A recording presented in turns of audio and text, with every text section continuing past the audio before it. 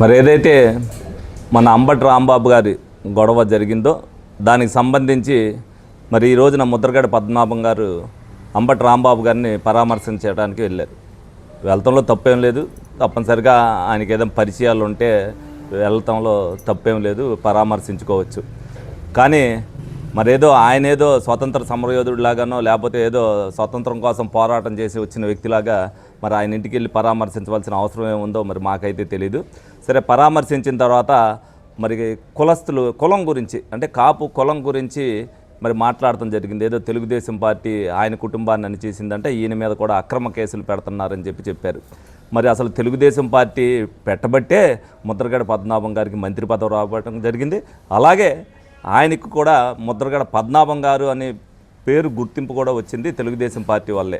ఆయన అలిగి మానేసి వెళ్ళిపోయాడు. తర్వాత కాంగ్రెస్ పార్టీలో మళ్ళీ ఇందులో మినిస్టర్ చేశారు కాబట్టి అందులో మినిస్టర్ చేశారు. ఆ రోజున మినిస్టర్ చేసినప్పుడు మరి ఆయన బోర్డు పెట్టుకున్నాడు మినిస్టర్ ముందు, ఆయన కార్యాలయం ముందు, కాపులు ఎవరో కూడా కులం పేరు చెప్పుకుని నా దగ్గరికి రావద్దు అని చెప్పి. మరి ఆ రోజున మరి రాజకీయంలో ఉన్నప్పుడు అది మంచిదే, అలా పెట్టుకోవడం వల్ల మంచిదే. కానీ మరి ఇవాళ కులం గురించి ఏ విధంగా మాట్లాడుతున్నాడు అనేది మరి ప్రజలకు ఆయనే సమాధానం చెప్పాలి. కొన్ని కుటుంబాలకి వందల చరిత్రలు ఉంటాయి. ఆ చరిత్రను పాడు చేసుకోకుండా ఉంటే ముద్రగడ పద్మనాభం గారు మంచిది. ఇప్పటికే చాలా ఆయన ముద్రగడ అన్నది పాడు చేసుకున్నారు. ఎందుకనంటే వాళ్ళ తర్వాత తరం వాళ్ళకి ఇక ముద్రగడ గారి గురించి చెప్పుకోవాల్సిన అవసరం ఏముంది? ఎందుకంటే ఈయన చేసిన పనులకి ఆయనకున్న విలువ పూర్తిగా పోయింది. మరి ఈయన ఇప్పుడు కులం గురించి ఎత్తున్నారు. మరి ప్రజారాజ్యం పార్టీ పెట్టినప్పుడు మరి ఈయన ఏమైందో, కులం గురించి ఏం మాట్లాడారు, మరి ఆయన ఎక్కడున్నాడో కూడా ప్రజల కాపులు ఎవరికి తెలియదు. మరి ముద్రగడ పద్మనాభం గారు ఏం చేశారనేది. అలాగే 2019 నుంచి 24 వరకు వైసీపీ గవర్నమెంట్లో మరి కాపుల కోసం ఏం ఉద్యమం చేశాడో, మరి జగన్మోహన్ రెడ్డి గారు అక్కడికి వెళ్ళి మాట్లాడినప్పుడు కాపుల గురించి రిజర్వేషన్ ఏమని అన్నప్పుడు మరి ఈయన ఏం మాట్లాడలే. అప్పుడు ఏంటంటే ఇంట్లో కూర్చుని ఏమి మాట్లాడుకోకుండా కూర్చున్నాడు.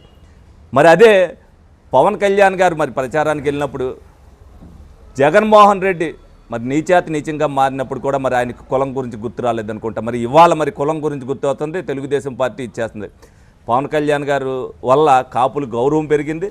చంద్రబాబు నాయుడు గారికి కాపులకి మంచి గౌరవం ఇచ్చి అందరికీ కూడా ఉన్న స్థితిలో పెట్టారు. చంద్రబాబు నాయుడు గారు ఏమి నిన్ను గొడవకి వెళ్ళమని చెప్పలా, నిన్ను బూతులు తిట్టమని చెప్పలా. ఎవరైతే గల్లా అరుణ్ గారు ఉన్నారో ఆవిడనేమో ఇంటి మీదకి వెళ్ళమని చంద్రబాబు నాయుడు గారికి ఏం చెప్పలా. ఆవిడికి బాధ వేసి మా నాయకుడిని అలాగ అన్నారన్న ఉద్దేశంతో ఆవిడ ఇంటి దగ్గరికి వెళ్ళటం జరిగింది. ఇతను మాట్లాడిన దానికి నేను పొరపాటున అలా మాట్లాడానని చెప్తే అంబటి రాంబాబు గారు ఇబ్బంది లేకుండా ఉండేది. ముద్రగడ పద్మనాభం గారికి ఒకటే సలహా ఇస్తున్నాం, మీ వల్ల కాపు కులంలో ఉన్న వాళ్ళందరూ చాలా ఇబ్బంది పడ్డారు. అనేకమంది